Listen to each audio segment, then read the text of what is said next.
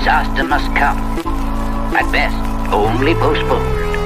Shaolin Kung Fu, to survive, must now be taught to more young men.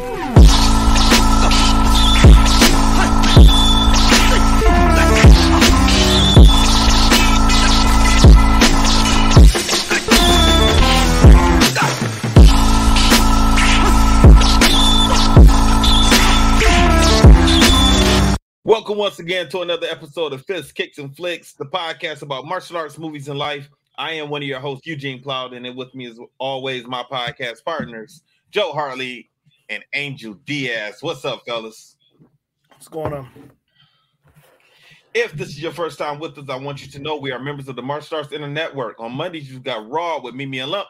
Tuesdays is CTE with Chris, Los, and Travis.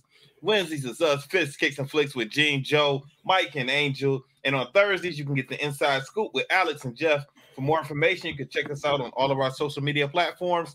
Just look for the Martial Arts Inner Network on Facebook, Twitter, Instagram, and YouTube. Fellas, it's showtime. What's going on? Not much, man. Just been a busy week. Worked 7 days. Had some band concert and orchestra concert tomorrow for the girls.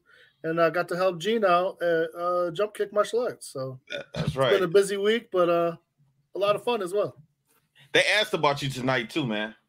Did the they? kids did. Yeah, the kids did. Oh, that's good. What's up, Angel? What's going on, man? Nothing, man. You saw something exciting just now? Oh, you have no idea. Is it something you can bring up on the show, or you gonna hold it? Oh, I'm gonna hold this one. Okay. What's going on, man? How was your week? My week has been going. My week has been going, man. It's going. Just a normal week. So which midterms or something? Because I saw you said you were grading papers the other day. Oh no, I just been procrastinating on grading papers. You sound like the type of teacher I would have want to have. Procrastinating on having on What do you teach again? Math. What subject? Math. For real? Yeah. High school math. I hated math. I was not good at math. Yeah, I hate it too. So how are you teaching it? No, that's me. That's me. I said that. I hope Angel didn't say that. Oh, okay. I thought you said that. Sorry about that. No, I said that. Yeah. So, yeah. Besides that, my week is going good. Did we talk about a weekend or no? Yeah, you can talk about your weekend. Yeah, my weekend was good, man. I did a seminar out in Charlotte. After that, I ended up did like a little vacation.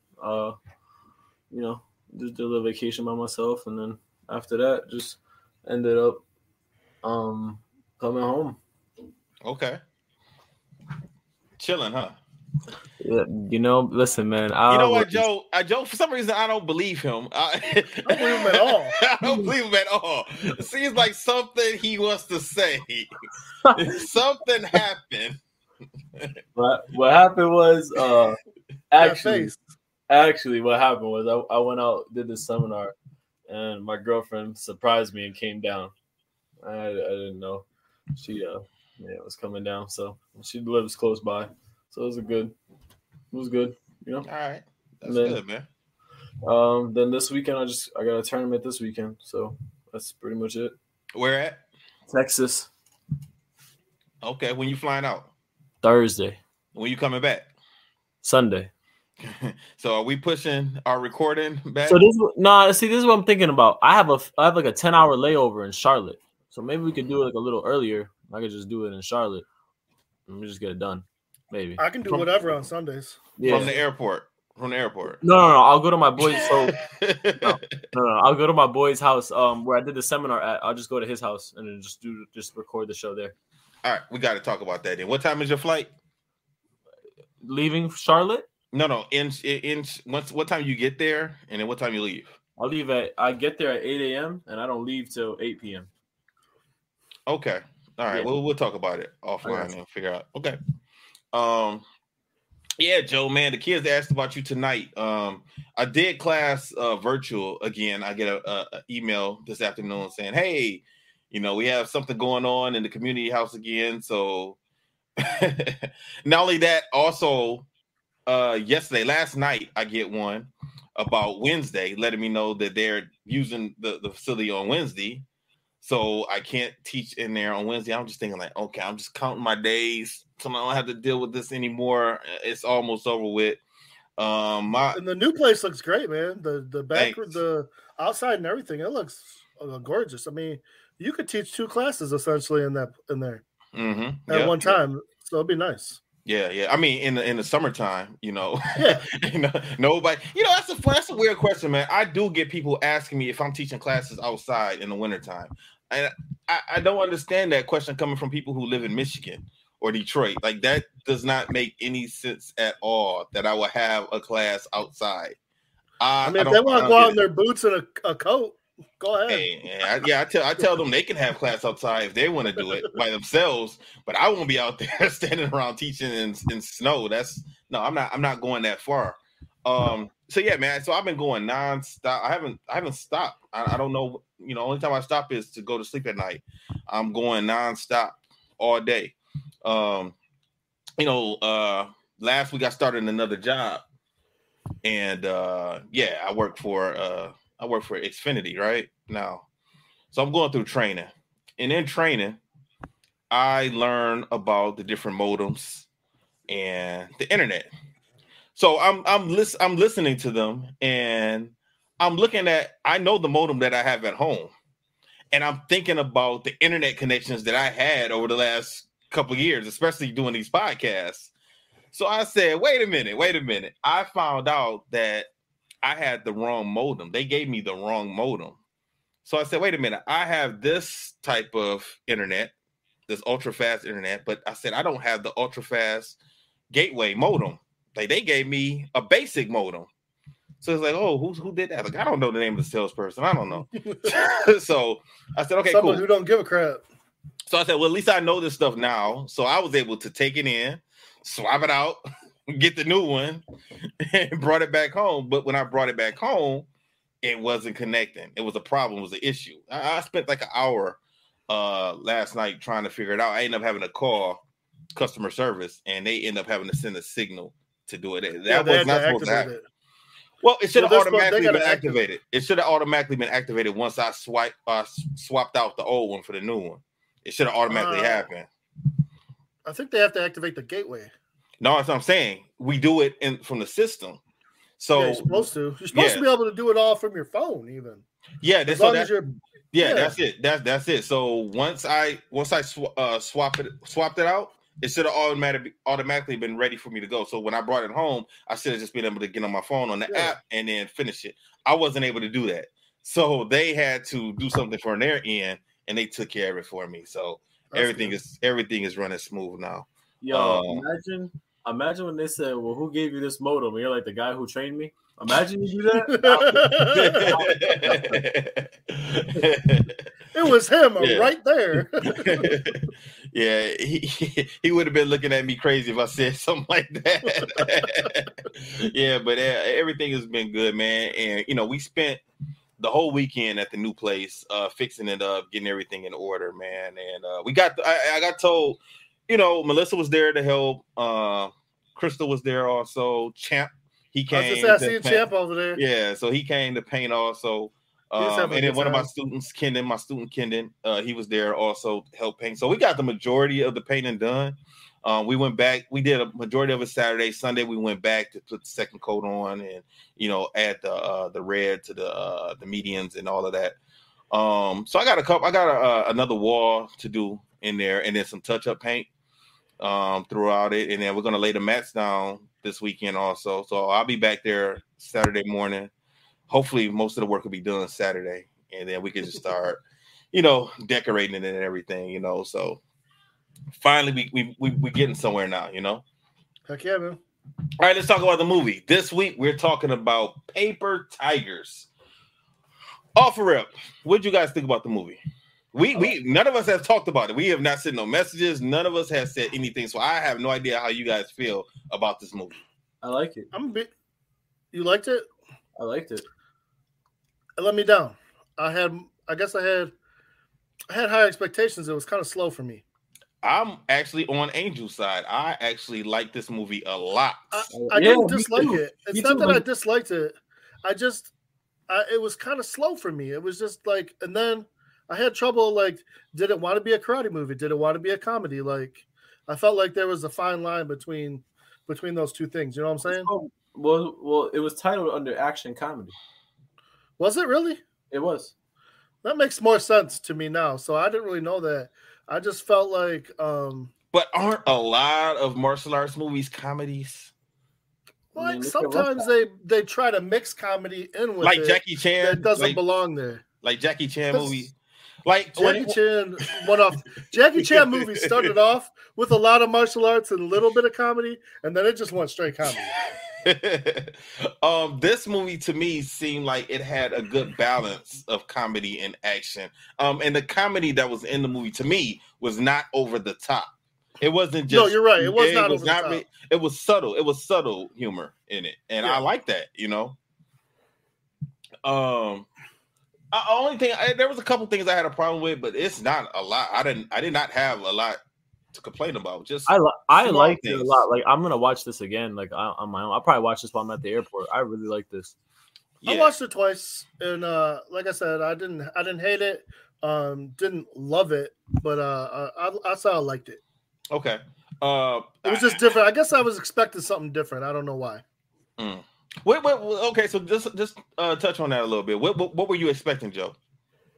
I was expecting them to be these like kung fu masters that kind of fell out of the whole kung fu thing and then had to kind of regain their idea of kung fu. Okay, that's what I got from the trailer. So that's kind of what I was expecting, and this just threw me for a loop because what it was is. They were never technically kung fu masters. They were slackers who learned really good kung fu and never took advantage, never lived up to their full potential until maybe, towards the end where they kind of realized what they had and they squandered it away over the years. So, I mean, it all had a good lesson and everything like that. So I guess it was just different than I thought it was. But coming at now, the more I talk about it with you guys, I'm kind of coming on board of maybe my expectations were just a little too high. That's what it sounds like. And that happens. I mean, especially like nowadays with movies, I know a lot of people were disappointed with some of the newer Star Wars movies. And I knew that was going to happen because people had such high expectations for them. And everybody had their own theories. And it's happening now with Cobra Kai also, Cobra Kai, this series. And when those things that you expect to happen don't happen, a lot of times people turn on the whole movie. And I'm one of those people that's not like that when it comes to Star Wars or Cobra Kai. Even though Cobra Kai people still love it. But with Star Wars, I just took the movies as they were. Like I didn't dog the movies because they were not what I was expecting. So this movie, I really enjoyed it. I liked it a lot. One thing that I did not understand was, and maybe you guys know, but why is the movie titled Paper Tigers when they called themselves the Three Tigers throughout the movie? So I didn't get why they changed the name like that. Any ideas, any theories? My biggest theory is, like I said, because they were learning such a high level kung fu and they never lived up to their potential. And like I said, until they realized what they had at the end, maybe they were considered, paper thin. And the fact that, as a metaphor, that, kung fu should make you solid and grounded. And they were using it to make themselves famous online. And they were using it for all the wrong reasons that would really kind of actually did end up disappointing their Shidoshi. Okay. What do you think, Angel? He's called Sifu. Sifu. Oh yeah, I was thinking of something else. Sifu. No, Shidoshi is Bloodsport. What you call it? I thought it was. I'll be honest with you. Like I felt like I was watching a modern version of Fight Club. That's okay. But I kind of liked it. I don't know, man. There was just something about like just the storyline and just everything. Like it had me going. I'm not gonna lie to you though. I was also kind of biased because in the first scene, someone that used to do sport karate was in the first scene. The kid that his ankle was hurt. His name is Karen Tamadong. He used to like compete all around, and he used to like go out there. So I kind of liked it. For that reason, I'm biased on that. And then I like that we got to see Turbo back from Boyka. You know, I haven't seen him do a movie ever since. So I was like, oh shit! I was like, oh, he's making his debut back. That's my boy. Did you guys notice who played Carter? Yes, Master Ken. Master Ken. Yeah. I kept saying this guy reminds me of Master Ken. I had to look it did up. too. I did the same thing. Because he was acting like him and he sounded just like him, but they made him look a little different. And I was like, oh, this is Master Ken. That has to be. And it was. Yeah, it was the mustache. He didn't have the mustache. Yes, that's what it was missing. Oh, I'm so glad you said so. I was trying to figure it out and I couldn't even think of it. Yeah. I probably could have just brought up Master Ken. You know what Master Ken is, right, Angel? Yeah. The goofy internet sensation. So that guy is crazy. When I saw it, I was like, oh yeah, it looks like Master Ken. And then I was like, he only got the mustache though, so he's not him. You know what? I'm glad that they didn't make him too serious because I could never take that guy serious after seeing all his videos. I know. I heard that he got a lot of hate for some of those videos from real martial artists who thought that he was, making a joke. He's poking fun. Let it be what it's going to be. That's people picking on comedians for being funny about everything. Come on, let it go. It's funny. It is funny. Let it go. It's hilarious. Yeah, you know what? So I must have missed when I first saw him. Not in the movie, just all of his internet shows, his little web series he did. I thought that he was being serious at first. I didn't take it because it wasn't.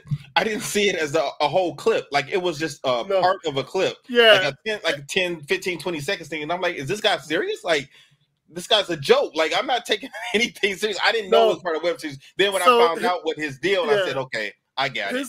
His first couple of videos did start off like he was pretending to be serious, but then he just got way more into the comedy of it, and then he started bringing in like other people, and I think they some of the people he brings in, I don't necessarily know that they realize like that he's just a goofing around because he starts messing with them, and I've seen a couple get pretty upset with him. I'm like, dude, the guy's just being funny. Let him be funny. Yeah, you know what? I really started watching his videos more in depth when I saw him. I listened to him on Mike Massey's podcast that he did for the Martial Arts Business. I think was it Martial Arts Business University or something like that.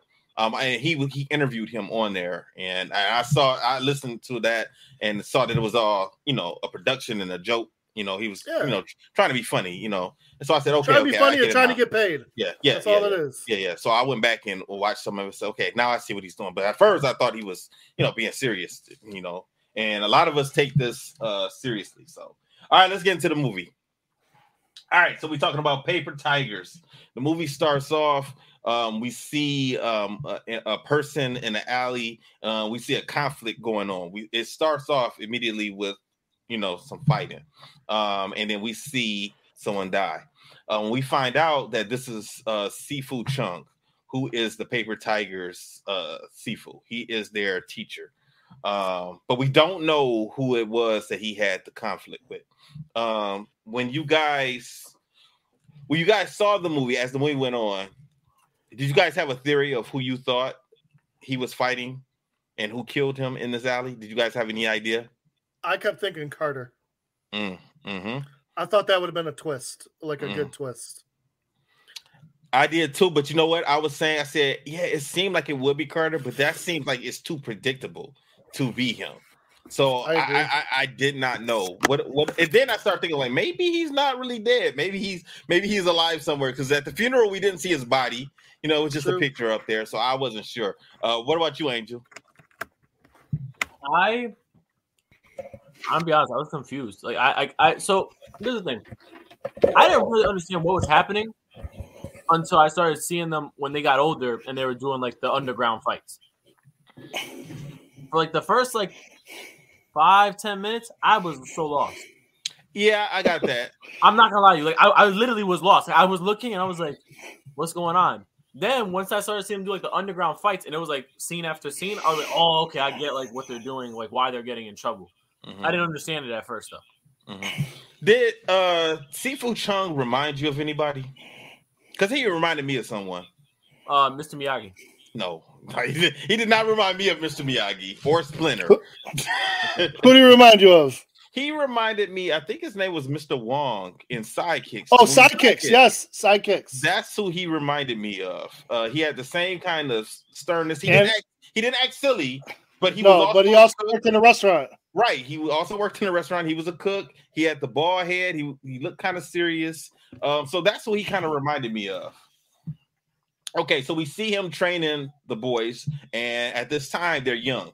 What was not explained to us at any point in time is, at least none to my knowledge, how did he find these kids? Like, where did they come from?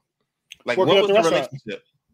Yeah, but I mean, there's plenty of people. I mean, he just saw 3 kids and said, "Hey, you want to learn gung fu?" Because he did not call it kung fu; he called it gung fu. Yeah, but it was him. They worked at the restaurant together and built a relationship. They explained it very briefly. Oh, so they worked there, and it just because they were talking to the kids that they young. Yeah, well, the kids that they were fighting with after the funeral, because they were at the restaurant, and that's what they were saying. Like, that's why they said, "Oh, we took over your spot." Okay, all right. Because these kids at this point in time, they were not teenagers yet. They looked about 12, maybe 13 at the oldest. 13 or 14. No, I think they're like 14. At the beginning of the movie? Are you guys serious? No, 11. Okay, I mean, because we see them we see them get a little bit older, and they're like 18, 19, 20 years old. We see them because they do like a little montage as the credits are rolling, and we see them getting older. Maybe they ate at the restaurant. So, because you're not working at a restaurant until 11. Yeah, no, these kids were young. But we don't know the relationship. Like, did they all go to school together? Were they related? Like, I don't know if. Okay, let's go to the names. One's name was Danny, but they called him Da Sing King, right? Yeah, Danny 8 Arms. Yep, or Danny 8 Arms. He's the only one that had 3 names. And then we had another boy. His name was Just Hing. So when I saw Da Sing Hing and I saw Just Hing, I didn't know if they were any type of relation. It kind of threw me off, especially when later on Hing refers to Danny as his brother. But they all refer to each other as being brothers also. So I don't know. I didn't get the relationship. And then the third one was Jim. So we have 3 guys. One of my other pet peeves I had was the kids who were playing them did not look like the kids as adults. They had no resemblance at all to them. Not at all. The little kids and the teenage kids looked alike. They looked similar, but when they became older adults, they did not look like them at all. Like, I could not picture them growing up into being those kids. No, me either. Okay, so we see a montage as they're getting older and they're training, but they're not only training, we see them actually fighting. And it looks like they were going and doing challenges to other martial artists. And I think some of these other people, I don't think all of them were martial artists because we see them fighting on the streets also. I think they slowly built their way up. Like, they started with just random people that were dogging them. And then they slowly started challenging different dojos and stuff like that. Hey, listen, they started up. They had like the Don King of the underground fight game. They started with like the random strangers, and then they worked their way up to like some school bullies, and then they. Well, it kind of seemed like they were the bullies. I mean, they all knew they were going to win, and because they said they never lost a fight. What did they call that? What they do? Baimo? What did they call it? Baimo? Yeah. Okay. Baimo, something like that. Yeah. Yeah. Now, the character that Master Ken played, his name was Carter. Now, he was around also during this time, and because we see the boys fighting him, and Danny fights him multiple times as teenagers, and he always beats him. Even as a little kid, Carter was around because, like Angel said, Danny ended up getting his foot hurt at the very beginning. And Sifu asked him what happened, and he said Carter did it, but don't worry, we got him back. And Sifu made them promise that they were going to stop fighting doing these matches, but they didn't. They did it for years, obviously, because we see them getting older. Yeah. Now, did you understand? Carter seemed affiliated with their dojo, but they said they were rivals, like rival teachers. I don't know if it was rivals as far as competition wise, but just maybe like different, just a different martial arts school that might be, you know, around the same area. But I don't know if they were really rivals like that. After I don't the know. funeral, they said Carter had the dojo, but he had a different teacher than the boys, than the three. I think his instructor was Sifu Wong, the other older guy who was there, because he was standing next to Carter at the funeral. Okay.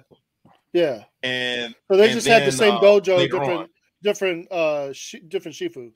No, I don't think it was the same dojo, because Sifu Wang said after the funeral that Sifu Chung gave him money to open up his dojo, and he did not want his own dojo. So when he was training the kids, he was training them. It looked like in a garage.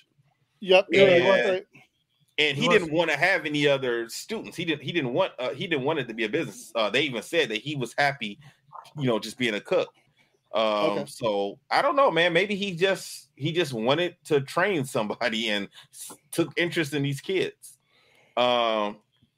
Now, evidently, Sifu Chung does not find out that they have been disobeying him and having these fights, because eventually we see that he is going to let Danny be the heir.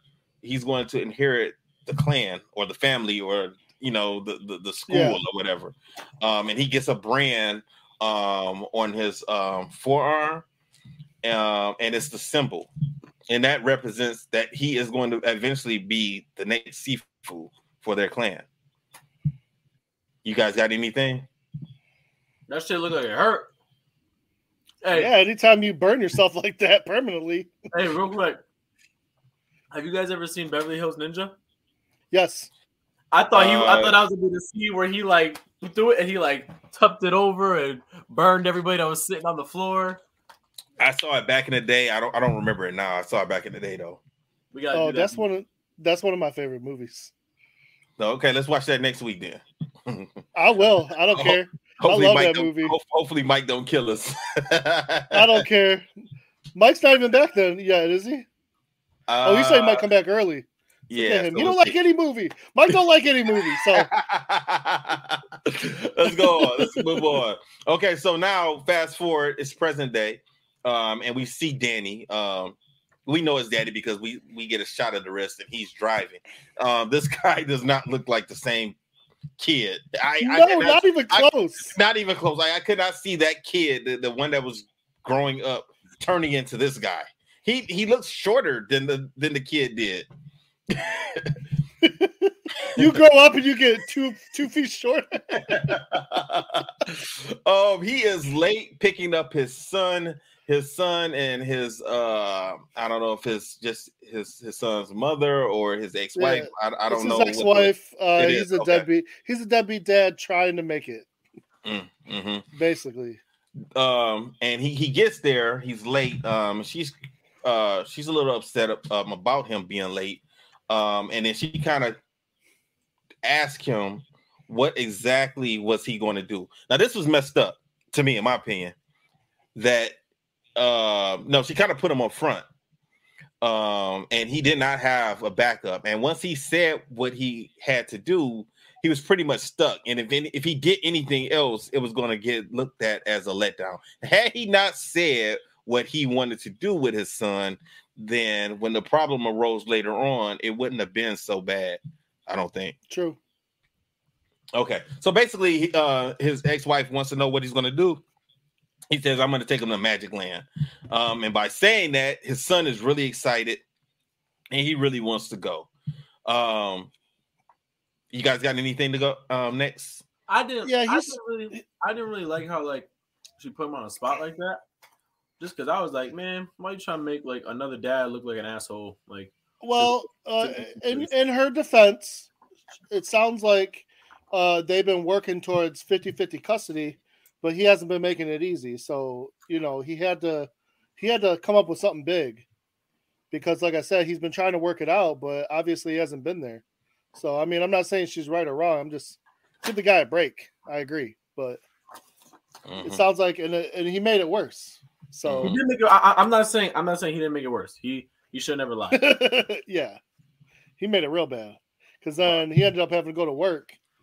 And you can listen. I felt bad for the kid. I felt bad for that kid. I did too. But I'm saying like you cannot tell your kids a lie because kids will, one, they can't do it very well, and two, they don't want to lie. They want to put you on blast right back.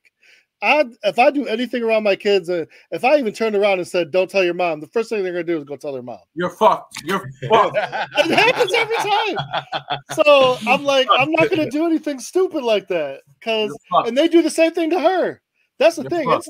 It's not just me. They do the same thing to her. They'll come home. Mom did this. Mom did that. She'll be like, "Shh, you're not supposed to say." So I swear, you can't do nothing around kids, man. I swear to God, I took my girlfriend's little niece out, did something, and she was like, Auntie's not gonna like this. I said, well, Auntie's not here right now. We doing whatever we want. Don't say that. I swear to God, said that, right? I said, this is our little secret. Nope. No, we walked through the door. She said, Auntie, Angel said that we could do whatever we want whenever you're not around. Literally, I just looked. I looked at her. I said, "Hey, you're not getting a Christmas gift next year." And I just walked away. You are done. Terrible. Done. Terrible. So Danny's phone rings and it's his job, and they need him to do something immediately. So he's gonna let his son down. His son is awfully sad. He goes to work and then they leave work and he's going home, and then we see he shows up, and I don't know, like what if he came to tell Danny about Sifu dying, or if he just wanted to see him or just wanted to hang out, or I don't know. They hadn't seen each other since they were 20 years old. So at this point in time, I believe it's been 25 years since the last time they saw each other. And then he tells Danny that Sifu's dead. Now, Hing himself also hadn't seen Sifu in the last 15 years. He decided that he wanted to start working, and he wanted to when him and Sifu were together, they really weren't practicing martial arts anymore. Sifu decided that he was going to start focusing on Chinese medicine, and he taught Hing a lot of ways to heal people. It seemed almost like magic. But this is what happened. Jim and Danny got invites for Japan to go fight.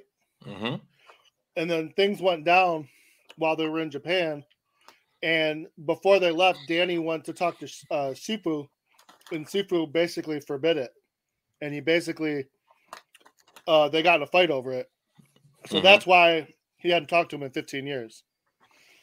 Well, and they don't tell us exactly what happened in Japan, because Jim and Danny stopped talking to each other because I guess Danny left Jim hanging in Japan. Yeah, that's what the problem was. Yeah, that was stupid. Now, we don't know about any of this at this point in the movie, but we do find out what Joe said. And let's since you brought it up, we might as well talk about it now. So basically, when Danny, they all get invited to go to Japan. Hing doesn't go. He said that he didn't want to leave Sifu alone, so he didn't want to go, which seems weird. Like a tournament, you're going away for maybe a week at the longest and coming right back. Like Sifu was a grown man. He could take care of himself, But like you said, he did not want them going over there to fight. And actually, Danny was we find out that this was a professional fight. So he was going to go over there to get paid. And Jim was went with him also and was going to be his corner man. Now, when they get over there, Jim says that at 20 years old, you can drink in Japan. So they went out and got drunk.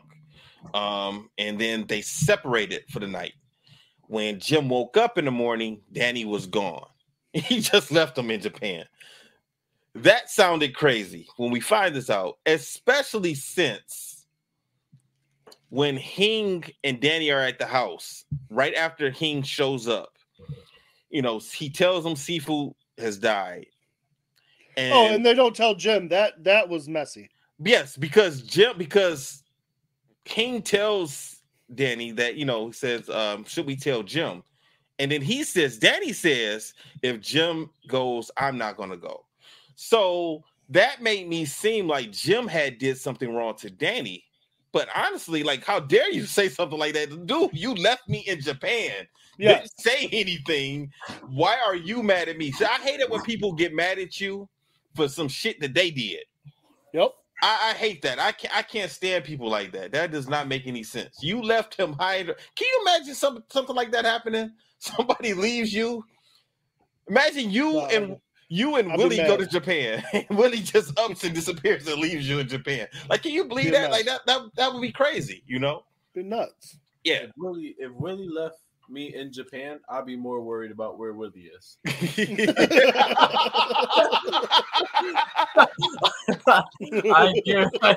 I guarantee you, I would be way more worried about where Willie is than the fact that he left me in Japan. I can guarantee you that for a fact. Man. Nah, Willie can handle himself. He'll be good. I don't know why. Yo, now that you're saying, I just have this crazy thought of like Willie getting into some shit with like the triads, and we gotta be like fucking like go like bust them out of like a hotel room or something. I don't know. Anyway, at the funeral.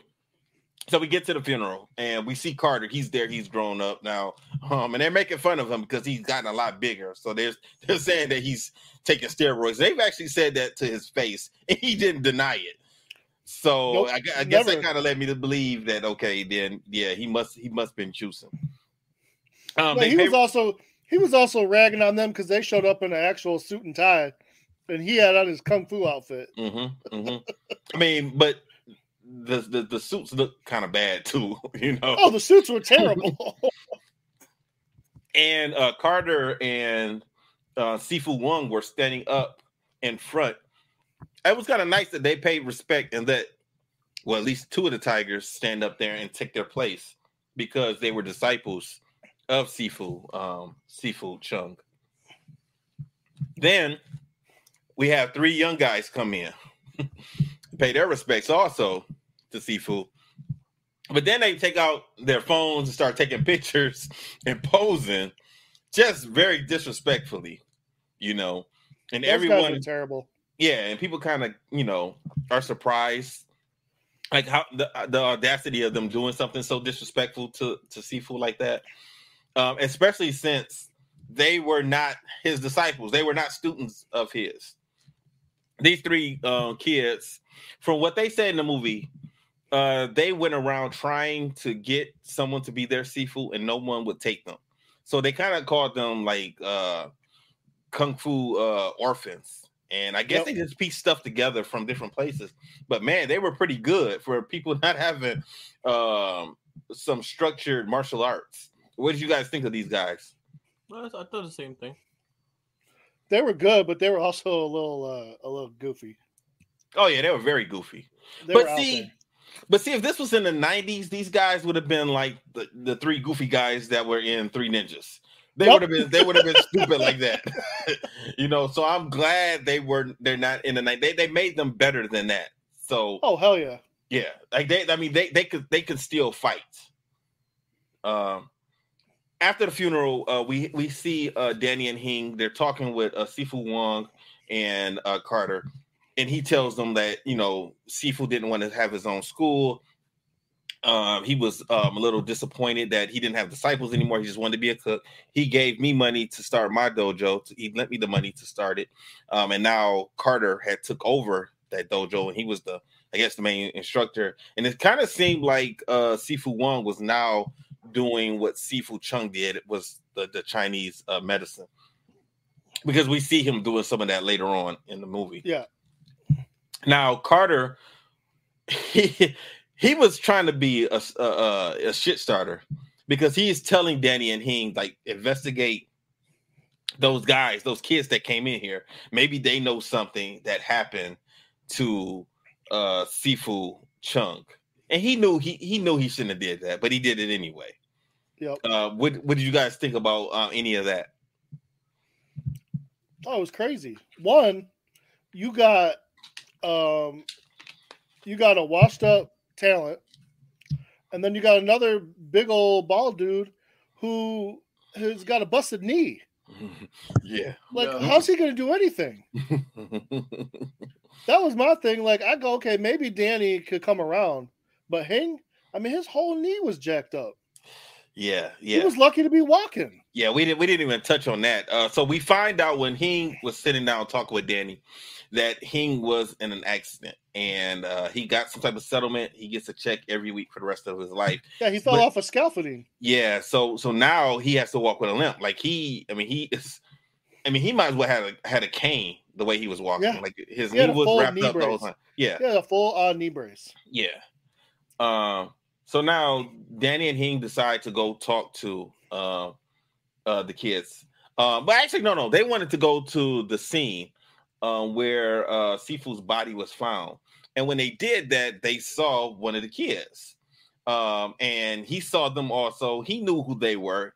And he immediately threw something at them and ran. And this part killed me because they tried to run after him. And you thought they were. But they took about 5 steps and fell down and couldn't breathe.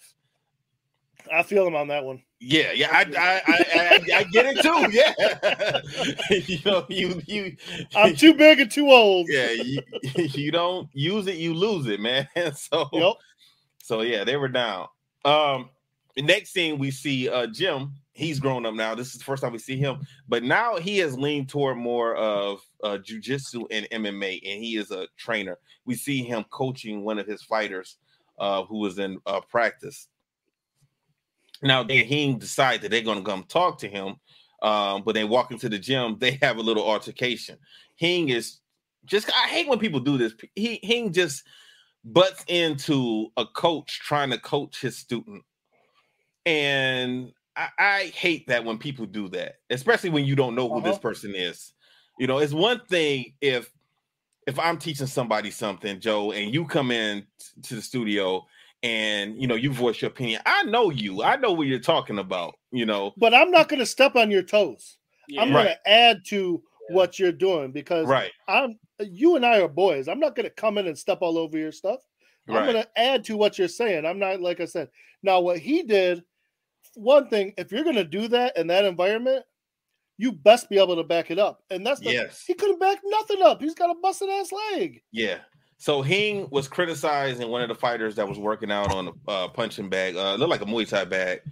He was doing round kicks, and he was saying that he was doing the round kick wrong because there's a certain sound that you should have when you make contact with the bag. And this fighter did not have that. And he was trying, but the way he did it was very, very disrespectful. The way he did it. And then they asked him to come out to demonstrate, and he couldn't do it. He ends up making an ass of himself.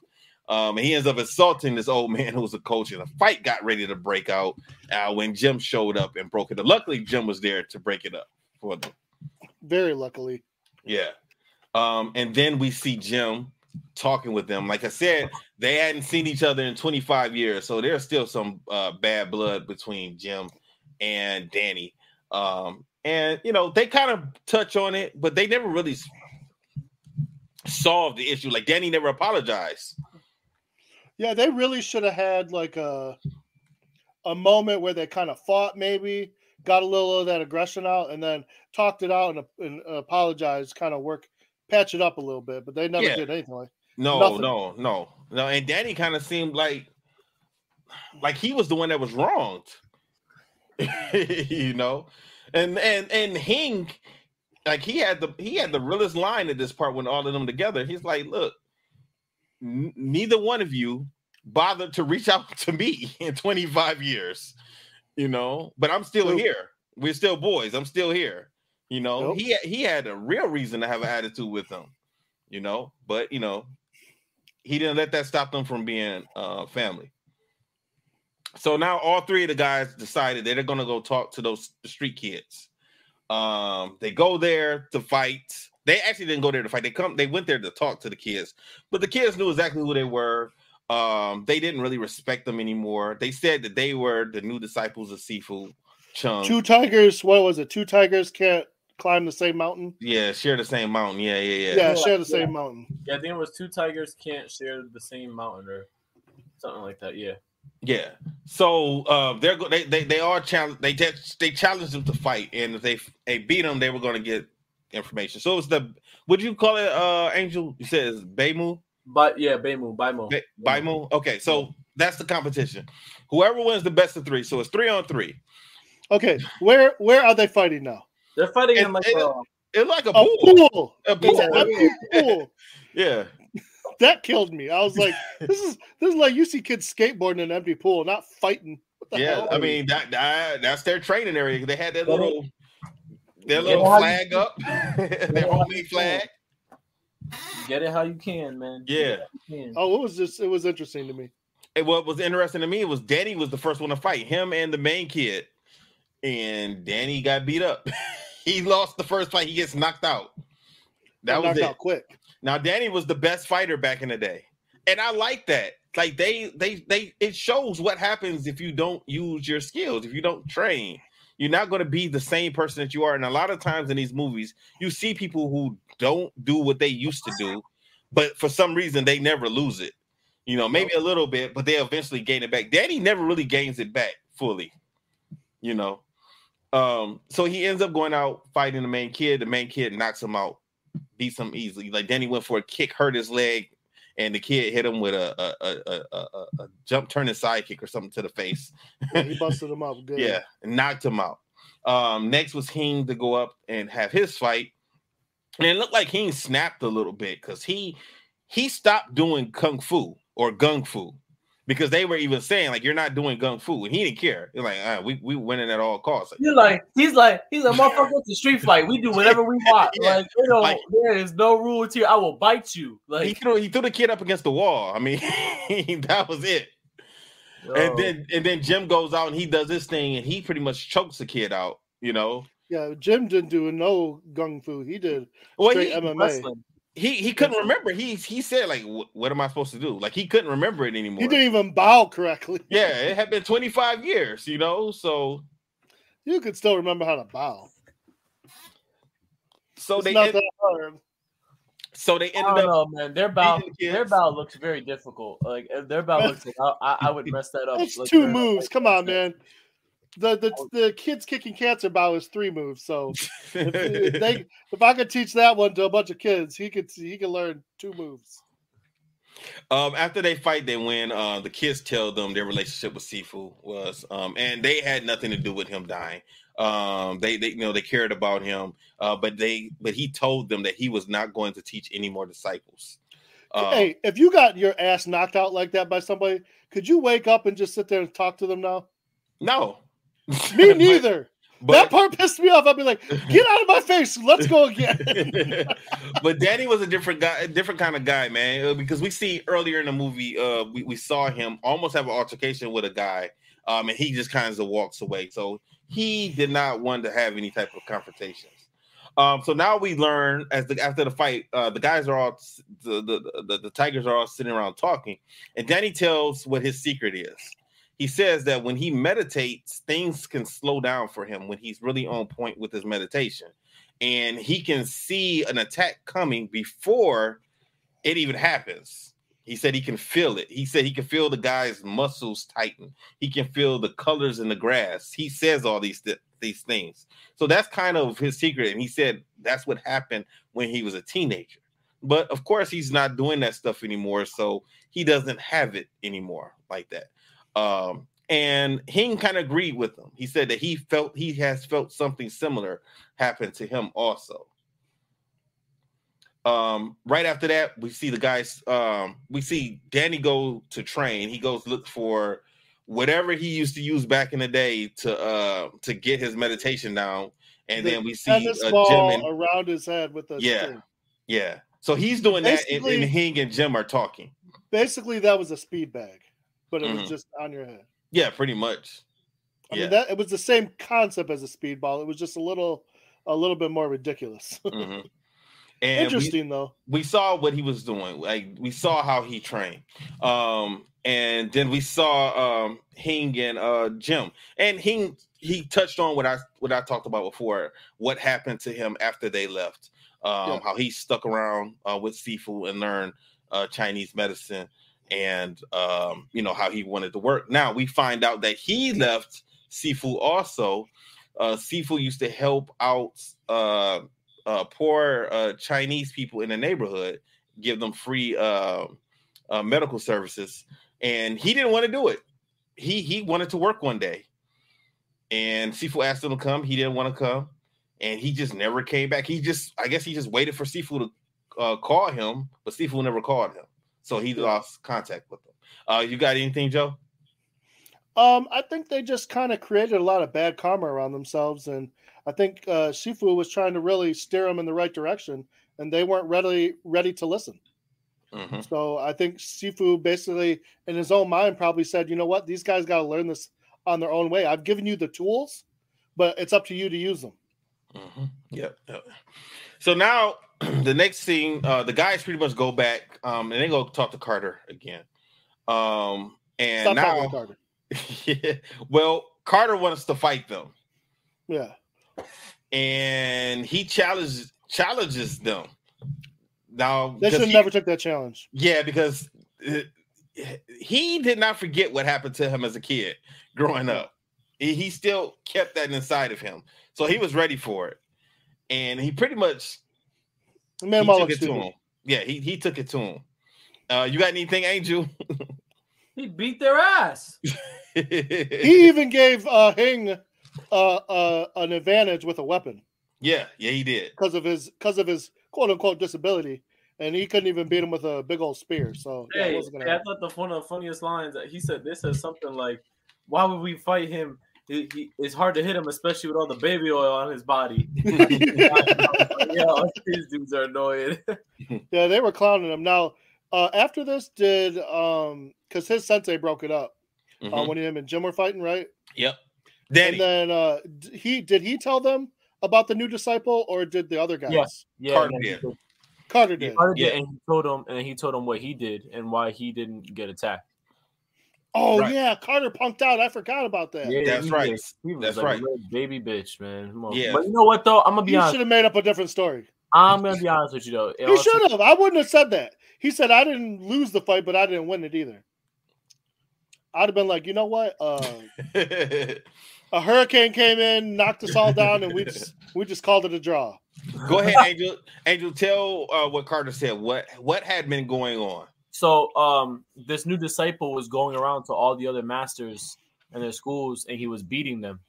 And it came down to his school, and when it came to his school, instead of him fighting him, that's when they asked, "Did you win or did you lose?" And what he ended up doing was he closed his school, turned off all the lights, and waited upstairs until he left. That should have been hard for him to do, because you didn't think the guy was going to eventually come back. Were you going to hide forever? Like, he could have made it worse and came when you were teaching class. Then what would you do? Exactly. No, what I would have did, I would have been like, "Hold on, I have a friend. Yes, Mr. Shonuff. Yes, please, can you please come down? Please come down, Mr. Shonuff. I'll kiss your Converse, I promise." So Sifu Chung ends up coming back to Carter and apologizing because of his disciple. He said his disciple had gone crazy, and he felt embarrassed by what he had been doing, and he promised that he was going to take his kung fu back. Now, I didn't understand that. Like, how can you take that back? That doesn't make any sense at all to me. Yeah, I wasn't sure about that either. So now they know that there's a disciple out there, and they just have to find who it is. Which they were a little upset because they thought they were the only ones, but he moved on. So they shouldn't have been feeling too bad about that. Now they're together and they're talking, reminiscing. We see them pull out their tapes, and they're watching themselves as kids. Now, Jim has an idea. There's a place where the baddest people go train. And he said, this is a bad place. if there is someone who's a disciple, who's a bad guy, he's going to be at this particular underground gym training. So the guys decide to go there and they walk around. Hing says, we have to listen to see who hits the hardest. So they're walking around listening and looking for someone who is hitting the hardest. And they hear that sound that they're looking for. It was kind of sweet how they did it, because we see them all at different angles realize what Hing had been saying earlier in the movie about that certain sound. Yep. And as they're walking through, they hear that sound and they see this guy. And I was like, damn, he's hitting that bag hard as hell. You know, what did you guys think? I would have been like, you know what? I guess we tried. Good luck. See you later. Because later, not much later, they find out Sifu basically died from a technique they called poison fingers. Yep. That Sifu never taught them. Right. Now, I wonder why he taught them. I wonder why he taught this. Yeah, the disciple, yeah. I do have a theory. Go ahead. It's a little far-fetched. I think he took on one new disciple because he also gave him the same mark that he gave Danny to challenge them and give them one last chance to come to glory, to come together and live up to their full potential. So you think he put a hit out on his own disciples? Not a hit. No. I think he trained one disciple to challenge them, to basically make them live up to their own. Not a hit. Why would he put a hit on them? That's a hit. If you want to call it a hit, call it a hit. You train one person to fight a specific person. That's a hit. Well, he was a hitman because we actually see him kill somebody in the bathroom. Well, the guy doesn't even know. Like, he just kind of touches him like in his shoulder area. And the guy looks at him like he's crazy. Like, why would you do that to me? And they follow him. So Hing goes into the bathroom when he's in the bathroom. So Hing sees what happens, and he sees the poison finger. When the guy gets back to the table, he's sitting there talking with his people, and then next thing you know, he dies. You know, so now they know that he is a hitman. And like you guys said, like, I would have been like, all right, well, Danny, you couldn't even beat these kids. Like, how do you think you're gonna beat this guy? You know what I would have did? I'm gonna tell you right now. You know what I would have did? Yep. here's the crazy part. Very simple. All this poison finger shit, it can't stop a 9mm. That's it. Very simple. There you go. Pa. Listen, Hing comes out of the bathroom talking about poison fingers, and Jim and Danny are sitting at the table all excited. They go, well, he's not going anywhere. They're like, what do you mean? He goes, well, I pushed down his bike. They're like, and then they hear about poison fingers, and they're like, they're looking like they're gonna go pick that bike up. Yeah, because they were done. Once they found that out, Danny was like, I'm not about to risk my life. I got a son. He wasn't trying to fight over it. And Jim wasn't either. He was kind of done with it. Also, once he found out that Danny, let's go back a little bit. Danny actually hit Sifu Chunk. Yep. He hit him. So, Sifu had called Danny a disgrace because he wanted to go to Japan. They had a big argument over this. Danny never told Hing or Jim. So Jim even said, he said, you told me that Sifu gave us the blessing to go over there. He's like, I would have never gone. I would have never went against Sifu. So that, I don't understand. Like, Danny should have been so apologetic throughout this whole movie to his boys and to Sifu, but he did not act like any of this was his fault. Yeah, he's pretty cocky and narcissistic. Yeah. Anyhow, they follow this guy outside, and they're watching him, and they eventually figure out like he's not anyone because he picks up that heavy ass bike with one hand. Mm-hmm. And so I can't remember. Did they challenge him? No. Well, or talk about challenging them. He challenged them. You're right. Yeah, he challenged them, and that's when they were like, he was like, meet me at this pier. And then Danny got a call. Yeah, Danny didn't want to go. Then Jim was like, I'm not about to go either. Hing was the only one who wanted to go fight. the gimpiest one is the brave one. Yep. He's the only one that's brave, and he's the one that should be the most scared. Yep. And he does go to fight. He shows up by himself. Now he got into an argument with Hing, and he got it. I mean, with Jim and Danny, but it didn't matter. You know, they weren't showing up. He still went anyway by himself. And that's not right. Yeah, that's not right. That's messy. I don't care. Like, that's your boy. I don't care what's gonna happen. You can't just leave your boy hanging like that. Yeah. And he got messed up. He almost died. He almost killed him the way he beat him. We never see the fight. No, they didn't show anything. No, they didn't show the fight, but he brought him back. I don't even know this guy's name because they did it briefly, and I did not look up to see what his name was. But the disciple, he ends up bringing him to Carter's dojo, knocking on the door. Yeah, they have him with acupuncture and some Japanese healing, and which if I was Carter, I would have been like, damn. He's just been playing with me all this time. Right. Yep. So then Jim and Danny decide that they're gonna go handle it. Danny had a little situation, like he called his son to apologize. He talked to his ex-wife. He picked the son up, and the son was in a fight. Yes. Oh man, the son wasn't in the fight. The son was getting beat because that kid was on top of him. Yeah, but they had like 4 other people around him, and come to find out, he was just sticking up for his friend. Yeah, but he wasn't fighting back. He was just getting punched in his nose. He wasn't fighting at all. Because he didn't know how to fight. He didn't know how to fight. Like, he asked his dad to teach him how to fight, and his dad didn't want to do it. His dad was scared of his mom, which forget that. I'm teaching my kid how to fight. Yeah. So and then he told his son, "Don't tell your mom." So he's not being a very good dad. No, he's not. He calls his son on his way to fight. Because I'm going to skip ahead a little bit. You guys want to see what happened? Watch the movie.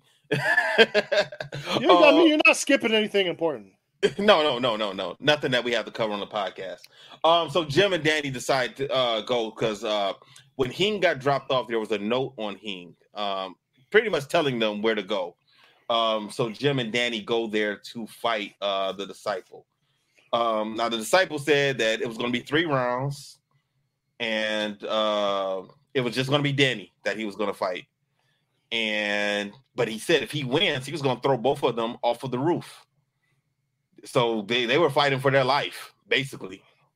Yeah, and it was, what was it? 1 round of offense, 1 round of defense, and then just a free-for-all? Yep, that was pretty much it. So the first fight, the first round, Danny was on offense.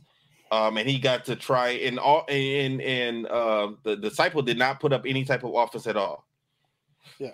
The second round, the disciple was on offense, and Danny was on Now, defense. the disciple gave Danny that first round because he did hit him once. He did hit him once. Yeah. I wouldn't have called Danny winning that first. If anything, I would have called that a draw. At the very least, I would have called that a draw. But that's okay. I see. He said, "Give it to him. You hit me in the nose. Okay." Barely. And the second round, the disciple took it to Danny. Fought smart, like he ran and hid. And Jim was killing me because Jim was stopping around and he was screaming like, time. So he wanted it to end before Danny got killed because he didn't want, if Danny died, then he was going to die. And then there was the third round, and the third round, Danny tapped into his yeah, he was meditating the end of the second meditation. round. Yeah, he was. The second round, and the disciple did not go after him. No, that was the first round, wasn't it? Then he got tired. One of those rounds, he was just started. That was the first round. Yeah, he just sat down and started meditating. Like his meditation was working. And the third round, it really worked. It really picked up for him. And then he was able to throw the disciple against the wall, and he broke himself in different places. Sounds like his back and neck and legs. And he might have been paralyzed or worse. Yeah, and they called 911 for him. But you guys got anything about the fight? How did you guys enjoy that fight? Yeah, I think they kept it more realistic than they actually did. Trying to give us like a final fight scene. Yeah, so I get it. It was cool. I actually, all of the fight scenes to me were pretty realistic when compared to the most martial arts movies. I mean, honestly, if you really wanted to make it realistic, Danny would have died. So. Oh yeah. I mean, don't get me wrong. Good for him for winning, but he would have died. Yeah. And then at the end of the movie, we see Hing. He's taken up from where Sifu Chung left off, and he's helping the poor Chinese people in the neighborhood with medicine. Also, Jim is back to teaching. He was teaching kids jiu-jitsu, right? Yep. And then the guys go to have dinner or lunch at that restaurant that we saw, The Disciple. Did you guys notice who their waiter was? Chosen. That's right, Chosen from the Karate And they Kid. even said something. They did say the 3 tigers with the Karate Kid. Yeah, they did say that. Yeah. I did like that part. That was cool. Yeah, I like that also. And then also we see Danny. He starts to train his son, also teaching him Kung Fu. Also, did you notice that Sifu Chung's ashes were at Danny's? But it was like it was his garage of his house, I guess. Did you see that? And that's important because earlier in the movie, Sifu Wong wanted to give Danny and Hing his ashes, and they were like, no, he needs to be someplace where Kung Fu is actually taking place, and none of us are doing it. So, all right, so that is the end of the movie. What do you guys give it grade wise? Go ahead. I give it A-. I liked it. I liked it a lot. Angel? Go ahead, Angel. I give it an A. Good. I could do a B+. The more I talk it out, and the more like I said, it was a good movie. I think my expectations were just a little different, but seeing the movie for what it was not a bad movie. I would definitely recommend it to people to watch and check out. Yeah, finally we got us a decent movie, a newer decent movie. Yeah, it was actually really good, man. I thought since it was a new movie, it was gonna suck. So I really liked it. These Netflix movies and the Hulu movies, they're just so many different things that you just never know what you're gonna get. Yeah. Let me ask you: do you guys think Mike would have liked this movie? No. Yes. I think he should. I think he would. He should. I mean, I don't know what he would have complained about. Like it was in English. It was in English. He had no issue. It was in English. All right. So next week, what are we doing? We're doing Beverly Hills Ninja. Yeah, let's do it. Let's do Beverly Hills. I love that. I'm gonna tell you right now. I don't care if it doesn't hold up. I love that movie, and I'm gonna give it an A. So. I haven't seen it since the 90s. I haven't seen it. I saw it one time, and I didn't like it back in the day. So I was serious. Like, come on, man. Like, I take my karate serious. Like, you make a joke. It has the. But I love Chris. I love Chris Farley. So, but it was just it's like Chris Farley. Chris Rock, a young Chris Rock, is in it. Mm-hmm. The guy who does Liu Kang in the original Mortal Kombat is in it. Listen, I told my brother. I said, like, when that movie came out, if only people would have known like what Chris Rock was gonna be and what Chris Farley was gonna be, like that movie was actually like if it would have came out now, like let's say like Kevin Hart and like someone else did a movie like karate wise, that shit would be like the hottest thing out there. Like it's nuts. Mm-hmm. But every time, go ahead, Angel. No, I was just gonna say I'm gonna tell you. So I'm with Joe. Like I love that movie. So you guys can say it sucks. I'm still gonna give it an A+. I saw it one time back in the day. I'm not gonna go A+, but I'm giving it a high grade. I'm telling you, it's one of my favorites. It's a silly movie. I am a Chris Farley fan. Chris Rock has only plays a small part, so he doesn't even play a great part in the movie, but he's funny enough. Okay, all right. So we're gonna watch Beverly Hills Ninja next week. Every time I see Chris Farley, I think of Kevin James. I think Kevin James is getting the roles now that Chris Farley would have had if he still lived. Kevin James is a downgraded version of Chris, because Chris Farley is nuts. Oh yeah.